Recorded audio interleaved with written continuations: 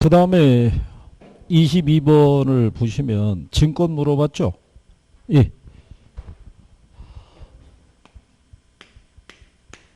요거 기억하시죠?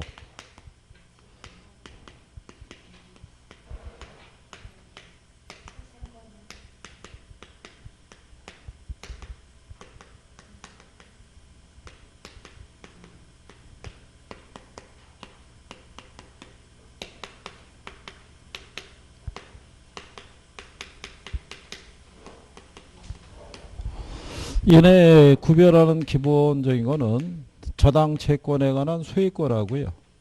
원리금 수취권이 있죠. 누가 갖고 있느냐. 원리금 수취권을 갖고 있는 애가 조기 상환 위험을 같이 부담한다고 그랬어요. 그래서 여기서 S 들어간 애들 있죠. 전부 이거 2로 간다고 그랬고, 여기 B로 가는 애 있죠. 얘들은 전부 다 발행기간이. 그래서 얘네는 이 둘의 혼합형이니까 소유권을 발행자가, 원리금 수취권은 누가? 투자자가.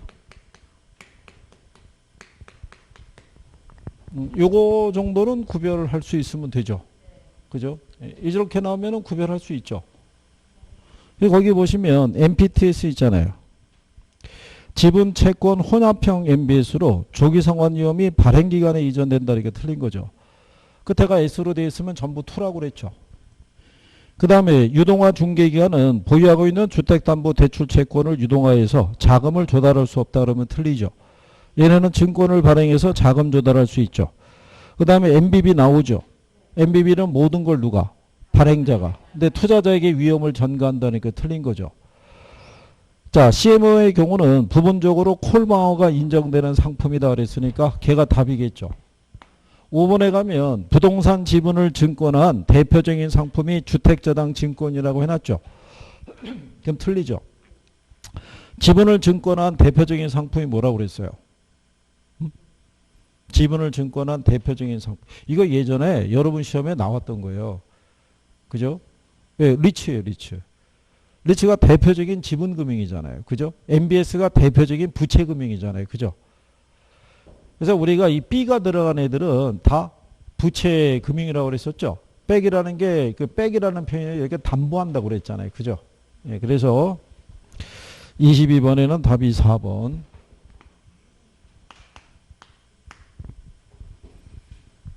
이 정도는 구별할 수 있으시면 될 거예요. 증권에 대해서는. 그 다음에 23번에 가면 부동산 투자회사에 관한 설명으로 틀린 걸 물어봤죠. 이거는 수업하면서 강조했었어요. 그죠? 최근에 나타나는 현상이었으니까. 뭐를 생각하시면 되냐면 이번에 정부가 3기 신도시 개발 사업 하죠. 그러면 여기에 따른 토지를 뭐 해요? 수용을 해요. 수용을 하면 거기에 따라 보상해 줘야겠죠. 이 보상 금액이 현금으로 40에서 한 50조라는 거예요. 그러니까 이 돈이 현금으로 풀려가지고 이 돈이 다시 부동산 시장으로 유입이 되면은 지금 정부가 이렇게 규제한 거 다 쓸모없어요. 정부가 지금 규제하는 거는 대출을 규제하면서 이게 지금 잡겠다는 얘기인데 현금으로 갖고 들어오는 사람들은 막을 방법이 없어요. 그죠? 그래서 정부가 그거를 피하기 위해서 이 보상을 이걸로 해주겠다고 얘기하는 거예요. 대토보상권 있죠. 예, 그래서 이거를 토지 지주들에게 이걸로 보상해주고 지주들은 이거를 현물 출자해서 부동산 투자회사에. 그래서 부동산 투자회사는 현물 출자한 이 토지를 가지고 개발 사업을 추진해서 발생한 이익을 누구에게? 지주에게 돌려주는 방식으로 운영하겠다 그래가지고 벌써 말이 많은 거예요. 그죠? 네, 그래서 거기 보시게 되면 23번에는 3번 있죠. 공익사업을 위한 토지 등의 취득 및 보상에 관한 법률에 따른 대토보상권은 현물 출자 대상에서 제외한다고 해놨죠. 왜? 그게 틀린 거예요. 대토보상권도 포함에 들어간다 안 들어간다? 포함에 들어가는 거예요. 현물 출자 대상에. 그렇죠? 그래서 여기 나와 있는 부분이 대부분 이게 현물 출자에 관한 걸로 구성이 되어 있잖아요. 그렇죠? 그러면 여러분들이 일반적인 리츠에 관한 것 있죠. 예, 설립자본금, 최저자본금, 뭐 주식 공모, 주식 분산 이런 것 있죠. 예, 일반적인 거 쭉 하고 들어갔는데 갑자기 문제가 이런 식으로 언급이 될 수 있죠. 그죠? 예, 그러면은 또 작년도 그랬었어요. 문제 나왔을 때 갑자기 뭐를 물어본 거예요? 내부 통제 기준 물어봤잖아요. 그죠? 이것도 출제자는 공부가 충실히 돼 있는지를 살펴본 거예요. 어디에 대한? 직원들에 대한 누가? 위탁 관리 회사는. 근데 여러분들이 아시다시피 위탁 관리 회사 있죠? 얘는 본점에 지점 설치할 수 없어요. 직원을 고용하거나 상근 임원을 둘 수가 없어요. 근데 직원들에 대한 내부 통제 기준을 마련한다는 건 틀린 얘기죠. 직원을 고용할 수 없는데 뭘 직원들에 대한 내부 통제 기준을 마련하겠어요. 그러니까 얘들의 업무를 대행하는 누가? 자산관리 회사하고요. 자기관리 부동산 투자 회사 있죠. 예, 얘네들이 이걸 만들어야 돼요. 근데 이거를 위탁관리라고 해서 틀리게 유도하는 거예요. 그죠?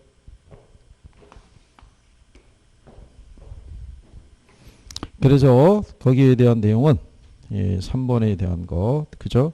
이거 말고도 현물 출자할 수 있는 재산 있죠. 지상권, 임차권 등 부동산 사유에 관한 권리 있죠.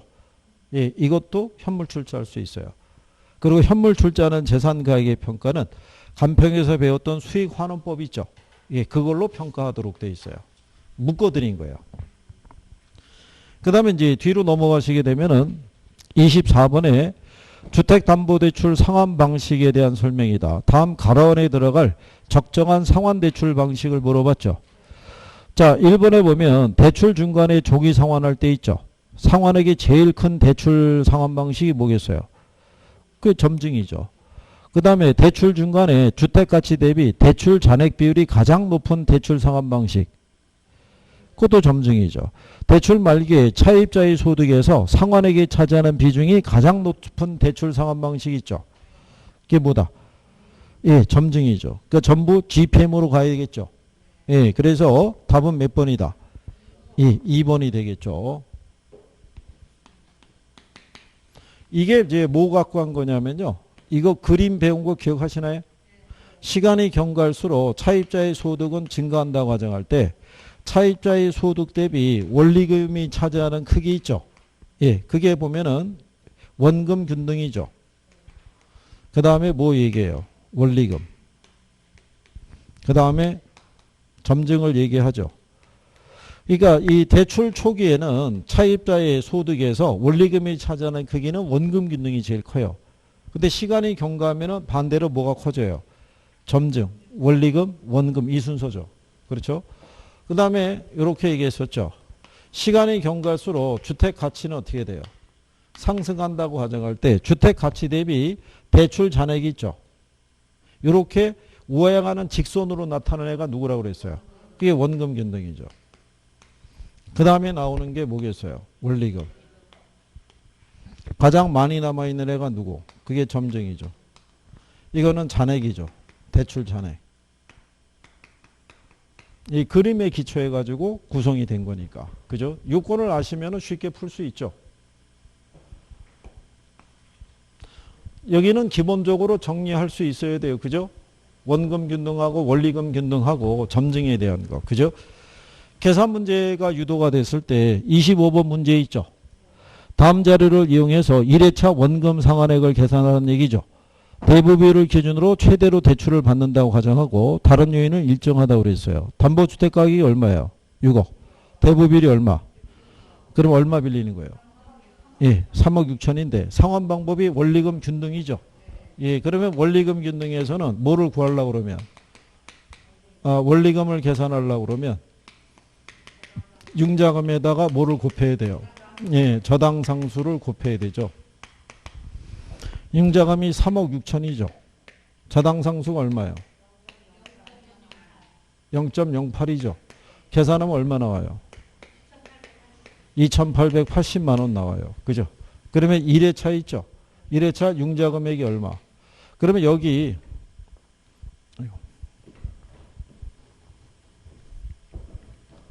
원리금이 여기 나왔잖아요. 그 원리금에서 뭐를 빼면 이자를 빼면 그러면 뭐가 나오겠어요? 원금이 나오죠.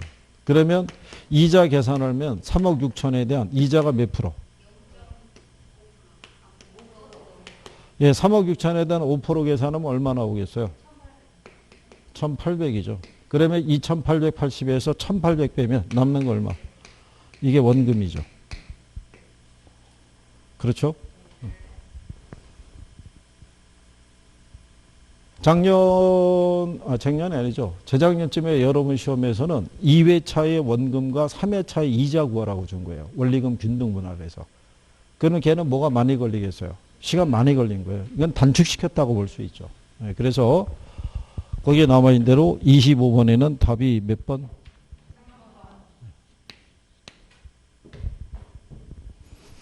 예, 그 다음에 이제 26번에 보면 프레이트 금융이라고 돼 있죠.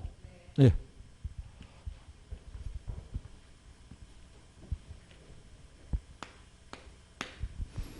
야, 여러분들이 아시다시피 프레이트 금융이라는 거는 이 프로젝트에 기초한 자금 조달 방식이라고 얘기했어요. 그죠?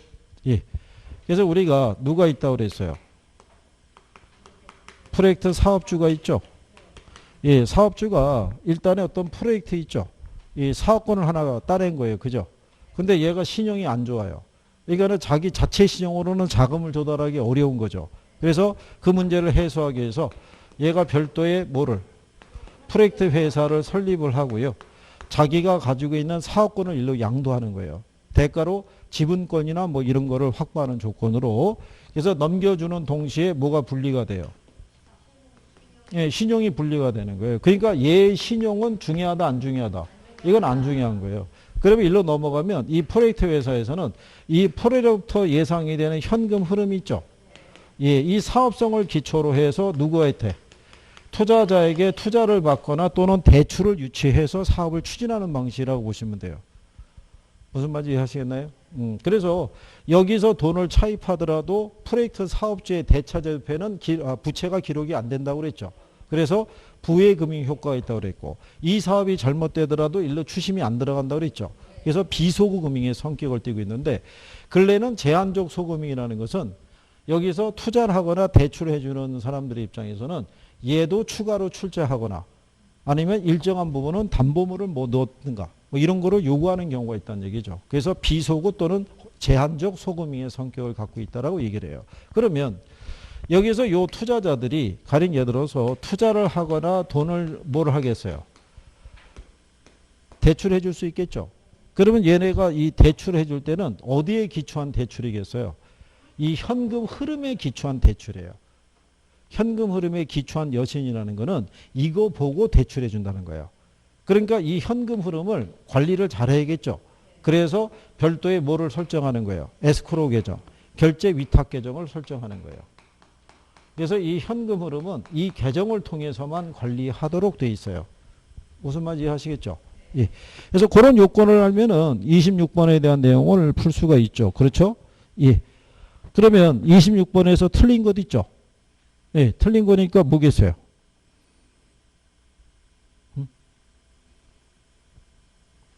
아니 왜 갑자기 못 들은 체 하시는 거예요? 지금까지 아니 뭐 그렇다고 같이 뭐 이렇게 하고 난 다음에 왜 정작 중요한 답을 물어봤을 때는 얘기가 없는 거예요? 왜? 자, 거기 보시면 1번에 프로젝트 사업주가 프로젝트 회사를 통해서 자금을 조달하고요. 프로젝트 회사 이름으로 사업을 수행하는 것은 사업주 고유의 위험과 프로젝트 위험을 분리할 필요성 때문에 그런 거예요. 얘도 독자적인 사업하는 게 있어요, 없어요? 있을 거 아니에요. 근데 이것까지 같이 묶게 되면은 여기에 따른 리스크와 여기에 따른 리스크가 커질 거 아니에요. 그러니까 분리시킬 필요가 있다고요. 그래서 신용을 분리시키는 거예요. 그죠? 그 다음에 프로젝트 회사가 부채 방식으로 자금을 조달할 때 있죠. 부채에 대한 책임은 전적으로 프로젝트 회사가 지죠. 그래서 우리가 뭐를 얘기했던 거예요? 이게 비소구 금융 또는 제한적 소금이 이렇게 얘기했잖아요. 그죠? 그리고 대규모의 자본이 소요가 되고요. 사업이 실패할 때 막대한 손실로 인해서 사업 투자자의 피해가 클 것으로 예상되는 사업에 적합한 경우에요. 그래서 이게 초기에는 유전 사업에 썼던 거예요. 유전 아시죠? 터지면 대박이지만 안 되면은 돈만 끊임없이 들어가는 사업에 이게 필요한 거예요. 그래서 프로젝트 금융에서는 나중에 이게 현금 흐름을 준다 그랬을 때 뭐로 줄 수도 있냐면 현물로도 줄 수 있는 거예요. 석유가 터졌을 때, 그죠? 만약에 100만 배럴 정도가 나온다, 매달. 그럼 그 중에 30%인 30만 배럴을 가져갈 수 있는, 뭐 이런 식으로 현물로 받는 경우도 있다고요. 그죠? 왜냐하면 국제 유가는 계속 달라질 수 있어요, 없어요? 달라질 수 있다고요. 그래서 그거는 계약서상에서 이제 쓰면 되겠죠. 자, 그 다음에 5번에 보시면요. 사업성을 기초로 대출이 이루어지니까 사업주에 대한 신용평가 없이 대출금에 대한 상환이 가능해지므로 정부의 비대칭성 문제를 해결할 수 있다고 그러죠. 그러니까 예를 들어서 여기다가 이거 대출해 주거나 투자 들어가죠. 그러면은 얘가 추진하는 모든 사업에 관한 정보를 분석할 필요가 없는 거예요. 이것만 분석하면 된다고요. 무슨 말인지 아시겠나요? 이게 정보 부족 문제가 해결이 된다고. 정보의 비대칭성이라는 게 정보가 부족하다는 얘기예요. 그 문제가 해소가 될 수 있다 이거예요. 틀린 게 4번이에요. 4번. 이것도 설명한 건데, 자, 여러분들이 보시면 이 프로젝트 회사 있죠? 예? 이거는 기존에 투자자가 없다고요. 예, 새로운 프로젝트를 기초로 이루어지니까 기존의 채권자나 지분 투자자들의 위험 깊이 성향에 따라 위험이 배분되는 게 아니란 얘기죠. 신규 사업이란 말이에요. 그렇죠? 거기까지 설명했단 얘기죠. 그렇죠? 아니 우리가 설명한 거 갖고 낸 거지 설명 안 한 거 갖고 내거나 그러지는 않았단 얘기죠. 그죠? 그리고 일단 여러분들이 맞추면 좋은 문제고 틀리면 치사한 문제가 되는 거예요. 그죠? 예, 지금도 표정이 우울한 거로 봐서는 그렇단 얘기죠. 뭐 틀렸단 얘기죠. 뭐. 자, 만회할 수 있는 문제가 27번에 있어요. 그죠? 부동산 마케팅 전략 중에서 4P 믹스라고 해놨죠. 마케팅 믹스. 뭐 있어요? 어?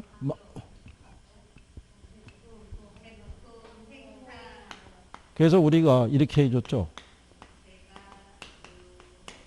제가 유판 그래서 네 가지 있다고. 제가 제품이잖아요. 이게 가격. 그 다음에 유통 경로. 그 다음에 판매 촉진.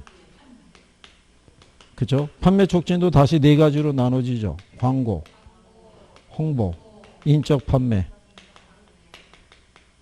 경품 제공. 그래서 이게 판촉이라는 게 소비자들의 반응을 강하게 뭐 하는 거예요. 자극 또는 뭐 하기 위한, 유인하기 위한. 이게 여러분들 시험에는 촉진이라는 표현으로 등장한 적도 있어요. 그래서 이 기업들에서는 신제품을 출시하면요. 소비자들의 반응을 강하게 자극 또는 유인하기 위해서 주로 많이 하는 게 광고인 거예요. 광고. 신제품 출시하게 되면. 그렇죠? 그리고 얘네 보면은 영문 나오는 것도 있죠. 프로젝트라든가 여기 프라이스라든가 플레이스라든가 프로모션이 있죠. 영문으로 지문 배열이 있으면 그걸로 틀리게는 안 줘요. 그러니까 영문이 맞는지 틀리는지 그거 살피는 거 무의미한 경우예요. 무슨 말인지 아시겠죠? 네? 그 옛날에 한번 그 영문상의 표현을 갖다가 한번 바꿔서 낸 다음에 그 가끔 저기 무슨 외부 모의고사 보게 되면은 그거를 틀리게 구성한 경우도 있는데 그렇게는 안 내요. 그걸로. 낼 게 얼마나 많은데 영문 갖고 또 그걸 하겠어요. 그죠? 네. 자, 그러면 27번에 틀린 건 뭐겠어요? 자, 거기 보시면 2번에 고가 정책은 처음에는 낮은 가격을 책정하지만 시간의 경과에 따라 가격을 높이는 정책이다라고 해놨잖아요. 그럼 틀리죠. 고가 정책은 언제 쓸 수 있어요? 수의 탄력성이 비탄력적일 때. 비탄력적이라는 건 뭐냐면 그게 고객의 충성도가 높은 거예요. 가령 예를 들어서 명품 브랜드 아시죠? 특정한 브랜드를 선호하는 사람은 가격이 올라가더라도 오히려 어떻게 해야 돼요? 더 오르기 전에 소비를 늘린다고요. 무슨 말인지 이해하시겠나요? 그리고 제품의 차별화가 있을 때 그럴 때 고가 전략을 주로 써요. 그리고 좋은 조건의 융자를 활용하는 것도 유통 전략에 들어가죠. 예, 중개업자나 분양 대행업자를 이용할 수도 있고요. 좋은 조건의 융자를 알선하는 경우. 그 다음에 4번에 가면 판촉이라고 했죠. 제품의 수요를 자극하는 여러 활동이라고 얘기를 하는 거죠. 그래서 잠재 고객들에게 정보를 제공하고요. 그들을 설득하기 위한 여러 수단을 우리가 얘기한다는 얘기죠. 가격 차별화 전략이 있죠. 동일한 종류의 상품 판매 가격에 차이를 두는 거예요. 그러니까 우리가 분양가를 책정할 때 층수라든가 또는 면적의 크기에 따라 분양가를 달리 둘 수 있어요, 없어요? 달리 둘 수 있는 그런 전략을 얘기를 해요. 그리고 요즘은 이 제품 전략 중에서 브랜드에 대한 것도 중요한 거예요. 어떤 브랜드냐에 따라서 제품의 가치가 달라질 수도 있어요, 없어요? 우리나라 보게 되면은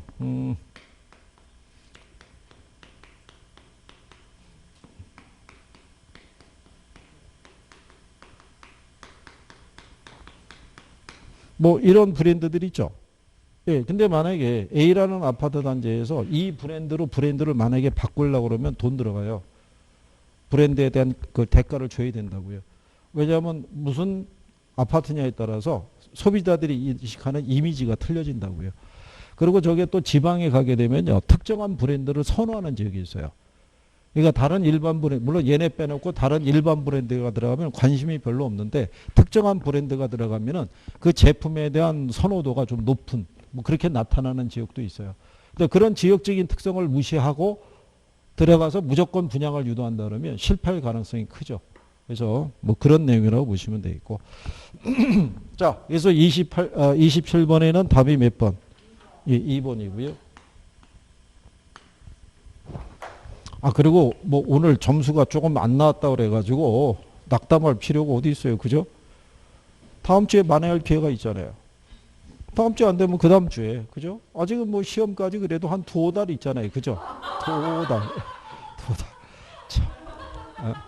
2달이 있다고요. 2달.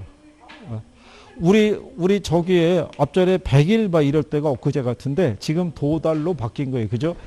조금 빡빡하게 하면 다음 달이 이제 시험이죠. 그렇지 않겠어요? 다음 달에. 아니, 뭘, 그거 그냥 휙 간다니까요, 그냥 시간이. 그죠? 처음에 여러분들은 그게 피부에 안 와닿았을 거라고요. 시간 금방 간다고 그랬을 때. 그렇잖아요. 금방 가잖아요. 그죠? 네? 벌써 오늘 아침만 하더라도 아침에 그 기온이 좀 틀리지 않던가요? 불과 하루 전만 하더라도 아침에도 좀 덥다 뭐 이런 느낌이 있었는데 아침이 되니까 갑자기 싸늘한 뭐 그런 게 이제 들어오는 거죠. 드디어 이제 여러분 옷의 팔 길이가 길어지면 시험장 가는 거죠. 짧아졌다가.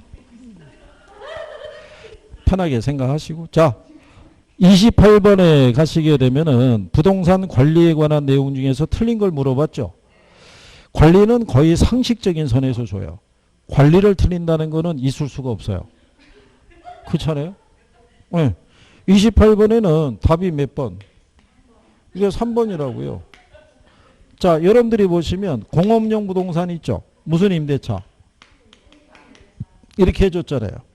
이분들을 비하하는 게 아니라, 그죠? 우리가 이제 문제 하나 맞추기 위해서 공업용 부동산은 순임대차, 매장용 부동산은 비율임대차, 주거용 부동산은 총임대차 이렇게 쓴다고 그랬잖아요. 그죠? 그리고 여기 2번에 보면 기간별로 정기적으로 작성돼야 될 보고서 있죠? 그 중에 가장 중요한 게 자산보고서예요. 이게 1년에 2번 보고예요. 그건 아주 오래전에 한 번 시험에 나온 적이 있어요. 왜냐하면 부동산 관리 회사가 자기가 관리하는 부동산에 대한 변동사항이 있을 때 있죠. 그걸 소유주에게 보고를 해야 돼요. 근데 부동산에 대한 매매라든가 임대차 계약의 변화는 자주 발생하는 게 아니에요. 그래서 1년에 2번 정도 보고하는 걸로. 그래서 그렇게 구별하시면 되겠죠. 자, 28번은 그렇다 손치더라도요. 29번은 틀릴 일이 없어요. 그죠? 네. 28번을 틀리는 것도 참 어이가 없는데 29번을 틀린다는 거는 말도 안 되는 거예요. 그죠? 자, 부동산 개발에 관한 설명으로 옳지 않은 거 물어봤죠? 예. 답은 1번이죠. 자, 이 부동산 개발업의 관리 및 육성에 관한 법률이 있죠? 예. 이때 부동산 개발은 시공을 담당하는 행위를 제외해요. 그거는 건설업에서 하는 거예요. 법령인데. 근데 요게 여러분 시험이 한번 나왔다고요. 나왔는데 유관 시험에서 최근에 이런 식으로 틀린 답을 유도를 했어요. 그래서 시공을 담당하는 행위를 포함한다 그러면 틀리는 거예요. 무슨 말인지 이해하시겠죠? 그리고 3번에 보게 되면 결국 부동산 개발이라는 것은 뭐를 우리에게 주는 거냐면 공간을 확보해 주는 거예요. 집을 지을 수 있는 공간, 학교가 들을 수 있는 공간, 도로가 들을 수 있는 공간이 있죠. 그 공간을 만들어내는 걸 우리가 개발이라고 보시면 되겠고 그 공간이 어디에 위치하는 게 적합한지를 찾는 게 입지론의 논리예요.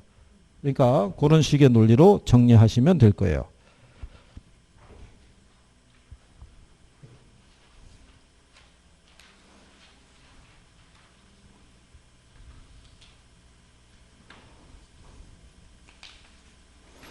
자, 뒤로 넘어가시게 되면은 30번 문제가 있죠. 민간의 부동산 개발 사업 방식이라고 있죠. 민간의 부동산 개발 사업 방식에서 가장 우리가 강조했던 게 뭐 있었어요? 그게 사업 위탁 방식이 있고, 그 다음에 토지 신탁 개발 방식이 있죠. 자, 둘 중에 사업 주체가 토지 소유자가 되는 건요. 얘가 되는 거죠. 여기는 토지 소유자가 사업 주체가 되죠. 여기는 신탁 회사가 사업 주체가 되는 거죠. 자금 조달 누가 해요? 토지 소유자가 하는 거예요. 여기는 마찬가지로 얘기하고. 그죠? 예. 그러니까 여기에서 사업 위탁 방식에서 개발업자가 하는 역할은 뭐예요? 사업 시행을 대행한다 그러죠. 그냥 분양 대행해 주는 거예요. 일괄 임대 계약을 체결하고. 사업 시행을 대행한다 그래서 여기서의 개발업자가 자기가 건물 지어주고 이런 개념이 아닌 거예요. 자기가 건물 짓는다는 얘기는 자기가 자금을 조달한다는 얘기잖아요. 그건 아니고 얘가 다 조달을 해서 뭐를 짓는 거예요. 건물을 지었는데 얘가 분양에 따른 노하우라든가 개인이기 때문에 공신력이 떨어지잖아요. 그러니까 보다 신뢰를 줄 수 있는 전문 기관에게 맡기는 거예요. 그럼 얘네가 알아서 뭘 해주는 거예요. 개발업자는 분양 대행만 해주는 거예요. 분양 대행을 해주고 거기에 따른 뭐만 받아간다.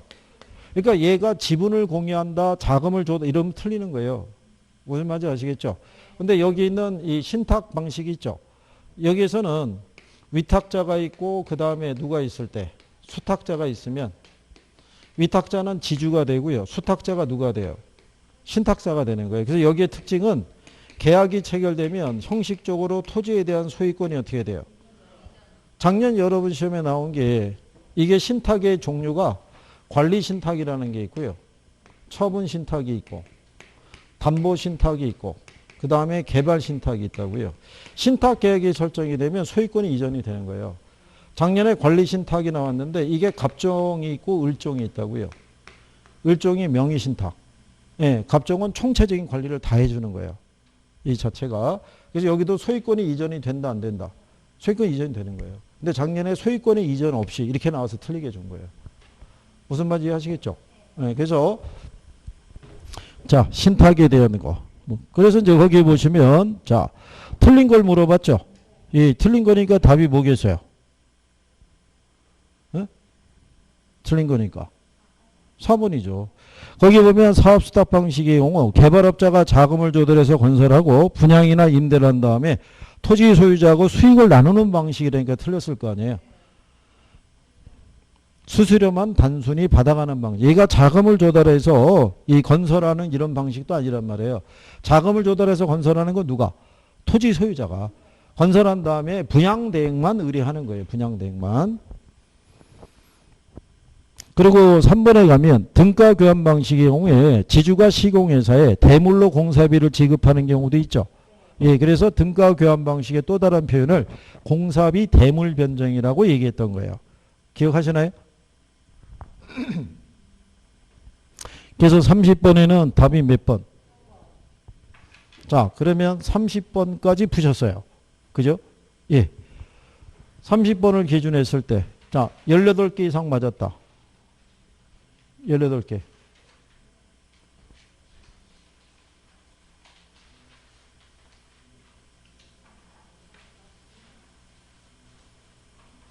18개. 자, 16개는 맞은 것 같다. 16개는 넘은 것 같다. 다음 주에는 아마 될 것도 같다. 그래요. 자, 여러분들이 또 가늠을 잘 하셔야 되는 게 35번 정도 있죠? 그 이후로 간평이에요. 예, 그렇기 때문에 만약에 간평에 대해서 정리가 전혀 안 돼 있는 사람은 뒤편으로 갈수록 점수를 딸 수 있는 확률이 떨어진다고요. 근데 간평이 2로는 의외로 쉽게 준다고요. 포기하시면 안 되는 거예요. 간평에 대한 거. 자, 우리가 이제 민간 투자 사업 방식 있죠? 31번에. 그래서 알아둬야 되는 게 뭐가 있다고 그랬어요? BTO가 있고, BOT가 있고, 이거는 BTL이죠. 그 다음에 이렇게 4가지 정도를 알아두시면은 무난하게 풀 수 있지 않겠나라고 생각을 해요. 그죠? 요 중에 BTO하고 BTL이 있죠. 이거 얘네 4개가 나올 수도 있어요. 예, 4개가 들어올 때 여러분들에게 만약에 답을 맞추는 포인트를 준다면 얘를 줄 거라고요. 주로 여러분들이 공부할 때 얘에 대한 임차 있죠. 예, 이 단어를 갖고 따라 들어가니까 이거를 알면은 구별할 수 있는데 답으로 유도한 건 얘도 답으로 나왔던 적이 있어요. 그러니까 우리나라의 복합 화물터미널을 건설할 때 다 이 방식으로 하는 거예요. 민간이 자기가 자본을 조달해서 자기가 그 터미널 부지를 확보해서 터미널을 짓는 거예요. 그러니까 세금도 내야 되고 정부로부터 자금 지원을 받는 건 없어요. 대신에 터미널 부지의 가치가 상승하면 민간이 가져가는 케이스예요. 그러니까 독자적으로 하는 거죠. 이게. 그 다음에 여기 있는 BTO하고 BTL이 있을 때 얘는 사전에 수요를 예측을 해줘야 돼요. 왜냐하면 사용자로부터 투자비를 회수해야 되니까 얼만큼의 사용량이 있는지에 따라서 사업의 성패가 달려 있잖아요. 근데 얘는 사전에 수요를 예측할 필요가 없죠. 임대료를 지급받으니까. 그러니까 얘는 주로 어디다 쓰겠어요? 사회 기반 시설. 도로나 터널이나 항만이나 공항 이런 데 쓴다고요. 그러니까 시설 사용자가 있을 거 아니에요. 도로 사용료 받을 수 있어요, 없어요? 그래서 왜 여러분들이 저기 인천국제공항 들어가는 도로 있죠? 도로가 이 방식으로 개발한 거라고요. 이거 거기에 보면은 톨게이트 있죠? 거기서 사용료 받을 때 사용료가 비싸다고요. 민자고속도로니까. 무슨 말인지 이해하시겠죠? 그러니까는 하루에 몇 대가 이용하는지를 예측을 해야 돼요. 근데 이거는 주로 대학 기숙사나 학교나 군인 아파트에 쓴다고요. 근데 생각해 보시면 군인들에게 비싼 임대료 받을 수가 없잖아요. 그러니까 국방부가 이 군인 아파트 건설을 민간에게 의뢰한 다음에 그 소유권을 넘겨받는 조건으로 시설에 대한 임대차 계약을 체결한다고요. 그러니까 임대료를 지급하는 방식이에요. 그러니까 여기는 수요를 예측할 필요가 없죠. 알아서 군인들이 다 들어오니까. 무슨 말인지 아시겠나요? 그래서 기본적인 성격은 알아두셔야 돼요. 그래서 거기 보시면 자 31번에 시설을 준공한 후 이렇게 돼 있죠. 준공이니까 빌드예요. 소유권을 정부 또는 지자체에게 귀속을 시켰죠. 그러니까 트랜스퍼겠죠. 대가로 받은 시설의 관리 운영권을 가지고 해당 시설을 직접 운영해서 수익을 획득하는 방식이니까 오퍼레이트가 나오는 거죠. 답은 BTO. 그래서 2번이 되겠죠.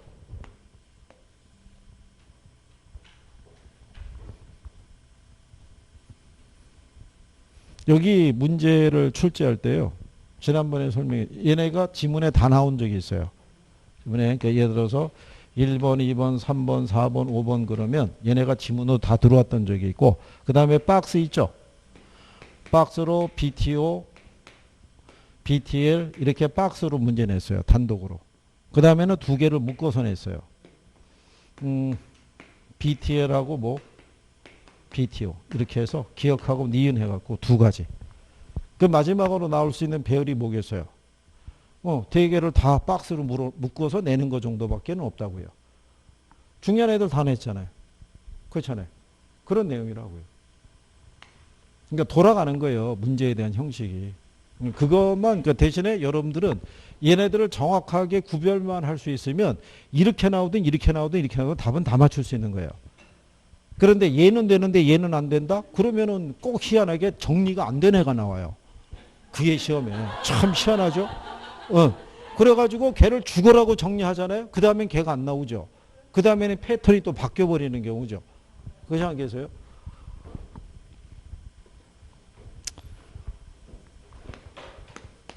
그러면 선생님이 이제 모의고사를 드리면 이거 돌아가면서 다 내겠어요, 안 내겠어요? 다 낸다고요. 정리는 하고 들어가야 되니까.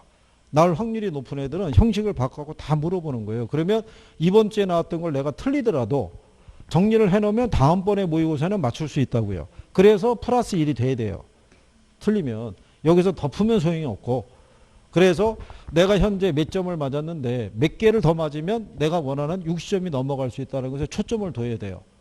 그거를. 그래야지 졸업하실 거 아니에요. 계속 여기 있을 수는 없잖아요. 그죠? 예? 자, 이게 뭐 오래 있고 싶어서 오래 있겠어요. 그죠? 본인은 떠나고 싶은데 그렇잖아요. 누가 티켓을 줘야지 떠나죠. 그죠? 여기 이쪽 바닥에 짐은 벌써부터 싸놓은 사람들 많아요. 그죠? 근데 그 짐을 들고 갈 수가 있어요 말이죠. 그러니까 그래요. 뭐 제가 가지 말라고 뭐 얘기한 것도 아니고 언제든지 떠나시라는 얘기죠. 자 32번에 보시면 시장 가격이 5억 원이고요. 순영업소득이 1억 원인 상가를 보유하고 있는 A가 추가적으로 받을 수 있는 최대 대출 가능 금액이 있죠. 자, 이게 상가 기준하게 되면은 하나가 뭐 할 수 있다 그러냐면 담보 인정 비율이 있죠. 하나가 현금 수지 기초로 구할 수 있다고 그랬죠. 담보 인정 비율을 하게 되면요. 상가 가치 있죠. 가치에다가 담보 인정 비율인 이거 곱하면 되죠. 상가 가치가 얼마예요? 5억. 예, 그때 거기 보면은 담보 인정 비율이 60% 이하라고 줬죠. 그러면 얼마겠어요? 3억이죠. 그죠? 자, 그래서 쓸 때 거기 보시면은 현금 수지 기초로 하게 되면요. 부채 감당률 곱하기 저당 상수 분의 뭐가 되겠어요? 순영업소득. 이 공식에 대입하는 게 계산은 더 빠른 거예요. 그죠? 네. 그러면 거기 순영업소득 얼마 줬어요? 1억. 그때 거기 보면 연간 저당 부채 감당률이 2죠. 연간 자동 상수가 얼마? 0.2. 2 곱하기 0.2 하면 얼마야? 0.4. 1억을 0.4로 나누면 2억 5천을 받을 수 있어요. 근데 기존의 대출금이 2억 5천이 있대요. 그 제로죠. 그러니까 추가로 받을 수 있는 금액은 없어요. 그 답이 5번이에요. 그죠? 왜냐하면 두 가지 대출 승인 조건을 다 충족해야 되니까 작은 거로 가져야 돼요. 근데 이미 대출금이 2억 5천이 있다는 얘기죠. 그죠? 예. 그러면 이게 정확하게 정리가 안 된 분들은 이거 갖고 또 헷갈려 할 거라고요. 아니 뭔가 추가로 받을 수 있다 그랬는데 없다라는 건 보이지는 않고 그죠? 왜 2억 5천? 2억 5천의 의미를 또 생각을 못하고 그러면 3억에서 2억 5천 빼야 되나? 그럼 5천은 받을 수 있나? 아무리 봐도 5천은 없고 그러다 보면 시간은 가는 거예요. 그죠? 그 다음에 이 33번에 가시면요. 장래 기대 수익은 큰 부동산의 가치가 현재 기도 소득이 작은 부동산보다 더 큰 가치를 지닌다라는 것 있죠. 이를 설명할 수 있는 평가 원칙이 있죠. 그게 1번의 예측의 원칙이에요. 예측의 원칙은 장래 기대되는 편익의 현재 가치 있죠. 그래서 부동산의 가치는 과거나 현재 이용에 의해서 발생하는 수익보다 미래 이용에서 발생하는 수익의 크기를 가지고 가치를 추계한다는 게 무슨 원칙이다. 그게 예측의 원칙이에요. 그래서 여러분들이 보면요. 나지가 있고 그 다음에 건부지가 있죠. 만약에 도심에. 그러면 도심의 건부지는 이미 건물이 들어서 있죠. 나지는 건물이 없잖아요. 그럼 일반적으로 평가사는 얘가 더 시장성이 좋다고 보는 거예요. 왜냐하면 얘가 환경의 변화에 따라 무슨 이용을 가능하게끔 최유 이용을 가능하게끔 하니까 그래서 그거를 기초로 가치를 판정하는 게 예측의 원칙이라고 보시면 돼요. 여러분들이 하나 예를 들어 드리면 여기 농지가 있죠. 농지를 짓게 되면 농사를 짓는 게 최유 이용이죠. 그래서 얘를 기초로 수익이 발생을 할 거 아니겠어요? 근데 여기가 충남 연기군이었다고요. 근데 얘가 뭐로 바뀌는 거예요? 세종시로. 그러면 이 농지가 뭐로 바뀌겠어요? 택지로 바뀐다고요. 그러면 농사를 지어서 발생하는 수익보다는 택지로 용도 변경이 돼서 여기서 발생하는 수익 근거로 농지의 가치를 평가해 줘야 돼요. 무슨 말인지 이해하시겠죠? 그게 예측의 원칙의 논리라고 보시면 돼요. 그 다음에 34번에 보시게 되면 지역 분석하고 개별 분석이 있죠. 작년에 선행이 무슨 분석이에요? 얘가 전체적인 분석이고 거시적인 분석이죠. 후행이 무슨 분석? 얘가 부분 분석이자 미시적인 분석이죠. 작년에 이게 바뀐 거예요. 이거 바꿔서 틀리게 준 거예요. 이거. 어려운 게 아니잖아요. 이거는. 기본적인 것만 알아도 풀 수 있잖아요. 그죠? 그러면 우리가 거기 지역 분석하고 개별 분석을 물어봤죠. 틀린 걸 물어봤잖아요. 우리가 거기 보면 1번에 사례 자료를 동일 수도권 내에 인근 지역에서 구할 때는 지역 요인의 비교 과정은 필요하지 않다고 그랬죠. 인근 지역이라는 게 뭐예요? 인근 지역이라는 게 대상 부동산이 속해 있고 부동산 이용이 동질적이고 가치 형성 요인 중에서 지역 요인을 공유한다고 그랬죠. 지역 요인은요, 사회적, 경제적, 행정적 요인에다가 기상 조건도 같이 들어가 있는 거예요. 그러니까 만약에 그 지역에 소나기가 쏟아지면은 소나기 같이 맞는 지역이에요. 기상 조건도 같다고요. 그러니까 거기에 있는 애를 사례를 수집하게 되면은 지역 요인 비교는 안 해도 되는 거예요. 무슨 말인지 이해하시겠나요? 그 다음에 거기 여러분들이 보시면, 자, 대상 부동산과 같은 동에 속한 지역은 인근 지역으로 볼 수 있어요, 없어요? 자, 여러분 생각해 보세요.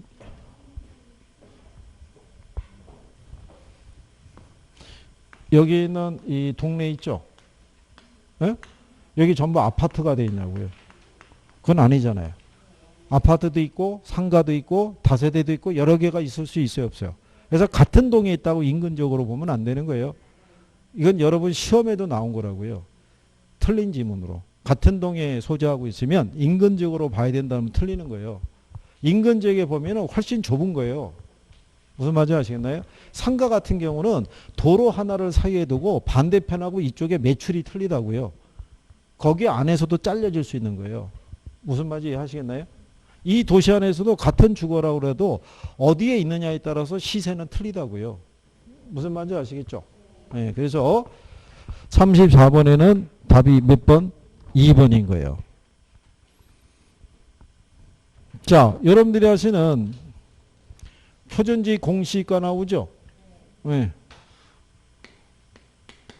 자, 우리가 토지하게 되면 표준지가 있고, 자, 표준지의 결정 공식체가 누구라고 그랬어요? 국장. 얘는 누구? 그래서 얘가 국장이고 얘는 누가 들어가요? 시장, 군수구청. 그래서 개에 들어가는 애들만 시라고 그랬죠. 그렇죠? 예. 표준지 공시가에 이 공시 기준일 있죠. 1월 1일, 1월 1일. 결정 공시일이 있죠. 얘는 2월 말. 얘는요. 5월 31일. 이거 이의신청할 수 있죠. 누구에게? 얘들에게. 며칠 이내? 30일. 기간은 30일이라고 얘기했어요. 그죠? 자, 그래서 이제 틀린 걸 물어봤잖아요. 예. 그래서 거기 보시면 표준지 공시가의 공시사항이 있죠. 1번 지문에. 공시사항은 반드시 구별을 해 주셔야 되겠고, 표준지 공시가를 기준으로 평가할 때 있죠. 사정 보정을 감안할 필요가 없죠. 예, 이미 공시가를 선정이 될 때 이미 사정 보정 작업이 이루어진다고 그랬어요. 그죠? 이의가 있으면은 30일 이내 신청을 해야 되죠. 그렇죠? 예. 그래서 답은 몇 번? 3번이라는 거죠. 토지용의 증진과 지가의 상승을 억제하는 역할을 한다 했을 때 지가의 변화를 유도할 수는 없어요. 공시가를 우리가 산정했다고 그래서. 그래서 답은 몇 번이다? 3번. 참고로 말씀을 드리면 이 가격 공시제도는 감정평가 이론상의 시험 범위에 들어가 있어요. 그러니까 어차피 40문제를 드리게 되면 가격 공시제도에서는 한 문제 정도는 들어올 거예요. 그리고 감정평가 규칙이나 감정평가 방식 있죠. 예, 이런 애들도 시험상에서 인용을 해준다는 얘기죠. 거기 36번에 보면 감정평가사 갑은 대상 부동산을 다음과 같이 평가하였다. 가장 옳은 방법을 물어봤죠. 예, 그랬을 때 토지와 건물을 일괄해서 평가하죠. 그럼 무슨 법 써야 돼요? 어? 아, 여러분들이 보시면 토지 있죠. 토지는 무슨 법으로? 공시이가 기준법. 적정한 실거래가가 있으면 네, 거래사례법 쓸 수 있어요. 그 다음에 건물은 무슨 법으로? 이거 원가법. 근데 얘네 일괄해서 할 때 있죠. 일괄해서 할 때는 거래사례비법이에요. 그럼 왜 일괄해서 할 때 평가할 때는 거래사례비법 쓴다고 그랬어요? 이렇게 결합되어 있을 때 토지 따로 건물 따로 거래한 사례는 구하기 힘들어요. 대부분 같이 거래가 이루어지지. 그러니까는 일괄해서 거래가 된 상태에서는 거래사례법을 쓸 수 있는 거예요. 뭐를 구하기가 용이하니까 사례를. 네, 그래서 5번은 그래서 틀렸다는 얘기죠. 일괄 평가해달라는 의뢰를 받아 공시가 기준법으로 평가했다는 거 틀리죠. 자동차 평가할 때는 거래사례비법 써야 되죠. 근데 효용가치가 없으면 해체 처분 가액으로, 고철 가격으로 평가한다는 얘기죠. 그거는 선박이나 항공기나 건설기계나 동산이나 똑같아요. 효용 가치가 없으면 해체 처분 가액으로 평가하는 거예요. 무슨 말인지 아시겠나요? 그 다음에 선방식의 적용 결과 시산 가격의 격차가 커서 산술 평균에서 최종 평가액을 구했다 그러면 틀리죠. 작년 시험 문제 답이 그거였어요. 시산 가격의 조정은 산술 평균하는 것만 인정이 된다. 그래서 틀리게 준 거예요. 산술 평균하면 된다, 안 된다? 안 되죠. 가중 평균해야 된다고 그랬었죠. 그래서 수익성 부동산의 그 내용을 보시게 되면 지난 1년간의 순수익이 있죠. 예, 순수익을 환원율로 나누어서 수익 가격을 구했다니까 틀린 거예요. 무슨 말인지 아시겠나요? 자, 수익성 부동산의 가격을 구할 때 걔는 순수익을 환원율로 환원해서 구하죠. 요때 요 순수익이 있죠. 이건 미래요. 미래 현금 흐름이 있죠. 미래 수익이나 현금 흐름이지 이게 지난 수익을 얘기하는 게 아니에요. 미래 수익을 얘기하는 경우죠. 그 다음에 준공 시점의 신축 원가에서 바로 감가액을 누계액을 공제해서 적산 가격 구했다고 그러죠. 그럼 틀리죠. 준공이 아니라 기준 시점. 그 답이 몇 번? 4번이죠. 36번에 답이 4번.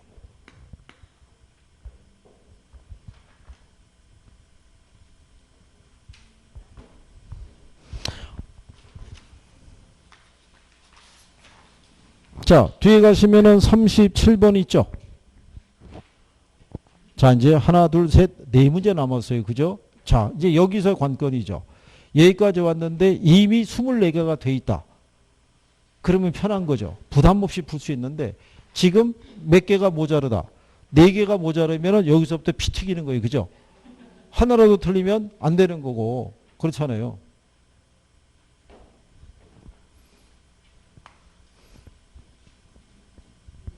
자, 36번까지 온 시점에서 24개 이상이 된 것 같다. 24개. 36번까지 왔는데 24개는 된 것 같다. 그러면 이제 여유있게 어디로 갈 수 있는 거예요? 민법으로. 그렇지 않겠어요? 근데 여기서 24개가 안 나오면 그러면은 초조해지죠. 민법에서 그러면 생각만큼 이상의 점수가 나와야 되는데. 그죠? 1차는 밸런스가 맞아야 돼요. 거기에 보면은 뭐를 구하라고 했냐면 대상 부동산의 가치 구하라고 해놨죠. 그렇죠? 예. 근데 거기에 보시면 자본 수익률은 8%고 자본 회수율은 2%라고 줬죠. 그러면 이게 이런 거거든요. 이게 순수익을 무슨 이율로? 근데 환원 이율이 자본 수익률 플러스 뭐로? 예, 자본 회수율의 합으로 돼 있잖아요. 그죠? 근데 자본 수익률은 몇 프로 주고요? 8%. 그 다음에 자본 회수율은? 그럼 얘가 10%죠. 10%니까 100분의 10이니까 0.1이죠. 그럼 여기서 구하는 수익가액 있죠. 이 금액의 10배 계산하면 돼요. 이게 0.1일 때는. 그렇죠? 그럼 거기 보면 연간 가능 총소득이 얼마예요? 예, 거기서 공실 빼면 2천이죠. 영업경비가 유효 총소득의 40%죠. 2천에 40%면 800. 그러면 2천에서 800 빼면 그럼 이거 10배라고 그랬잖아요. 1억 2천. 그렇죠? 요즘 나오는 게 이런 정도의 난이도로 나오는 거예요. 수익 방식에서. 그죠? 그래서 37번에는 답이 몇 번? 네.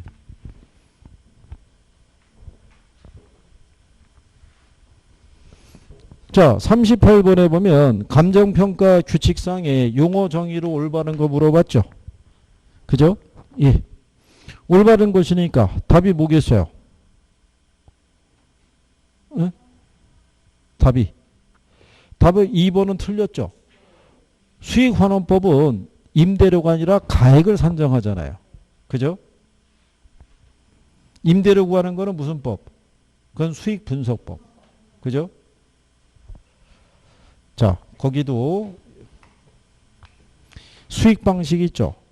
수익 방식에서 가액 구하는 애 있죠? 걔가 수익환원법이에요. 임대료 구하는 애 있죠? 걔가 수익분석법이에요. 그래서 안 되면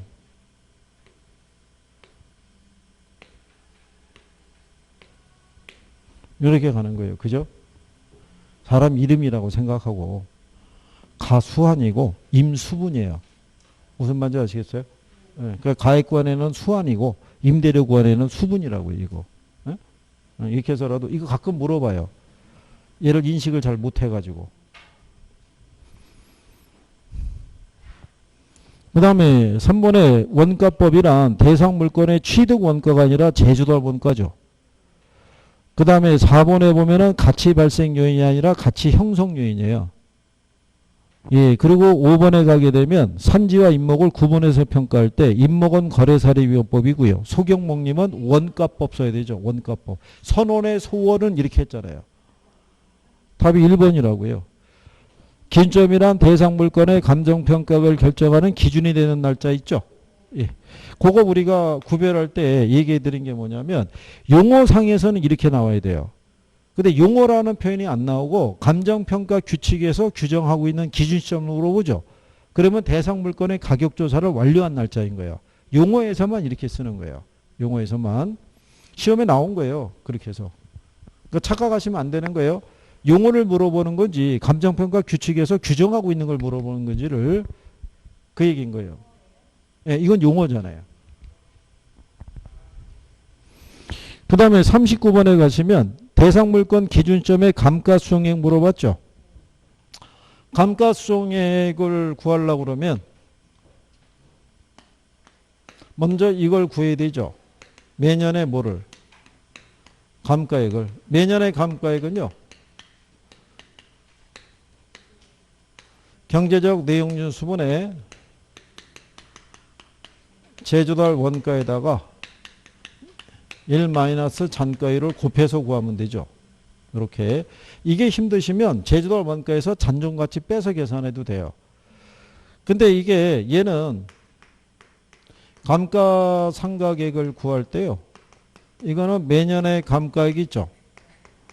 여기에다가 뭐를 곱하면 돼요. 예. 근데 이거는 이 정액법은 이거를 알고 있다라는 전제예요. 경과년수를. 그래서 거기 보시면 준공 시점이 있죠. 2014년이죠. 기준점이 2019년이죠. 몇 년 경과한 거예요? 얘는 준다고요. 5년은. 그러니까 뭐만 계산하면 돼요. 매년의 감가액만. 그러면 이거 곱하면 얘가 바로 나오는 거예요. 그러면 여기 조건을 주죠. 경제적 내용에서 몇 년? 제주도 원가가 얼마? 거기 보면 제주도 원가가 2억이라고 줬잖아요. 근데 잔가율을 몇 프로 줬어요? 네. 그러면 원래는 1-0.1이니까 이게 0.9가 되겠죠. 2억 곱하기 0.9 하면 1억 8천 나오겠죠. 이렇게 해도 되고요. 아니면은 제주달 원가에다가 잔존 가치를 빼도 돼요. 제돈가 2억이잖아요. 잔가율이 10%잖아요. 2억에 10%면 2천이죠. 2억에서 2천 빼면 1억 8천 나오죠. 똑같은 거예요. 그러면 1억 8천을 얼마로 나누면 돼요? 40으로. 나누면 얼마 나오나요? 그럼 450 나오죠. 그러면 450 곱하기 얼마 하면 돼요? 5. 그러면 2250 나오겠죠. 그렇죠? 그래서 답이 몇 번? 5번.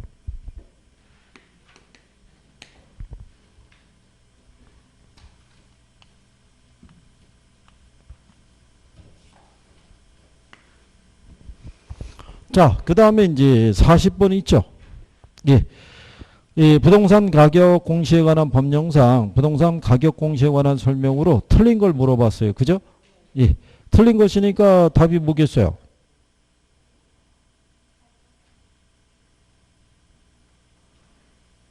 응?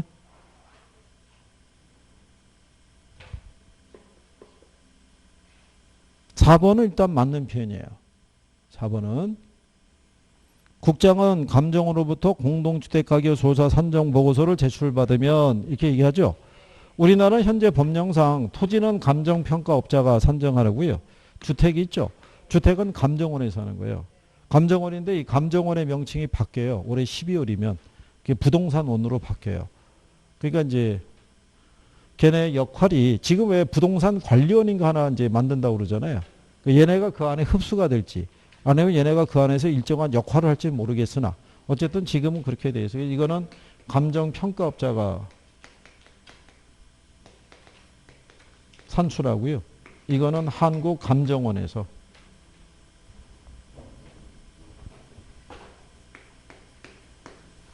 이거 원래는 다 얘네가 다 했어요. 두 개를. 근데 얘가 법을 바꿔서 주택은 얘네가 가져왔어요. 감정원에서. 그래서 얘네가 데모하고 막 그랬었어요. 왜냐하면 일거리가 뺏긴 거잖아요. 자체가. 자, 답은 일단 그 3번이에요.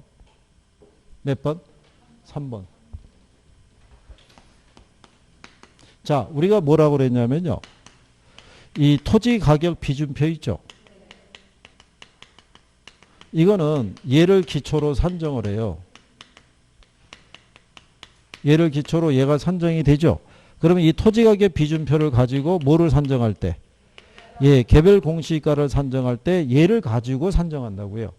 그러니까 표준지가 만약에 100으로 비율이 들어가 있으면 얘는 걔보다 우수하거나 좀 떨어질 수도 있을 거 아니에요.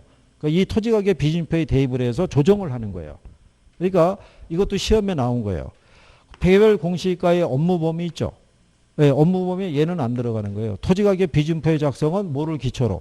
표준지 공시가를 기초로 이루어지는 거예요. 무슨 말인지 아시겠나요? 그래서 답이 몇 번이다? 3번이 되는 거예요. 그죠?